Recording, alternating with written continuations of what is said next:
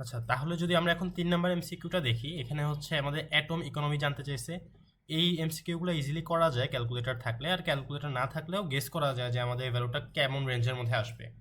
So atom ইকোনমির আমাদের যে formula, এটা হচ্ছে উপরে যাবে কাঙ্ক্ষিত উৎপাদের, যে কাঙ্ক্ষিত উৎপাদ আছে তার ভর, কাঙ্ক্ষিত উৎপাদের ভর ডিভাইডেড বাই হচ্ছে মোট ভর।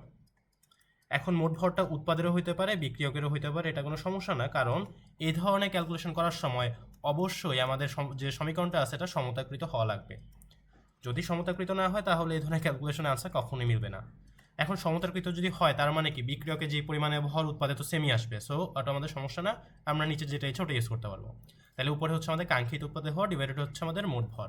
তাহলে আমাদের কাঙ্ক্ষিত উৎপাদ প্রশ্নে বলে দিল যে বেনজিন C6H6, তাহলে এই বেনজিনের ক্ষেত্রে আমাদের আণবিক ভর কত আসবে?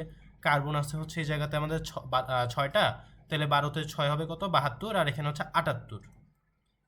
আর তারপর হচ্ছে এই পাশে আছে আমাদেরকে ফেনল C6H5OH, তার মানে এখানে অ্যাকচুয়ালি C6H6 আর সাথে একটা অক্সিজেন এক্সট্রা, তাহলে এটার ভর কত হবে? এদিকে তো আমাদের 78 ছিল, তার সাথে একটা অক্সিজেন এক্সট্রা আসছে, তার মানে 16 যোগ হবে 94।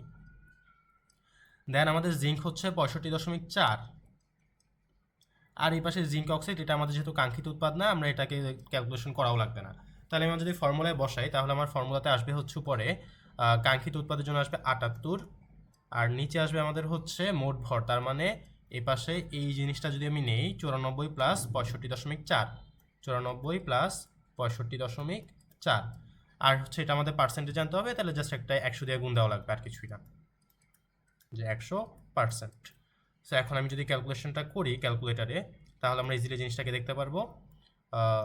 কত ছিল উপরে?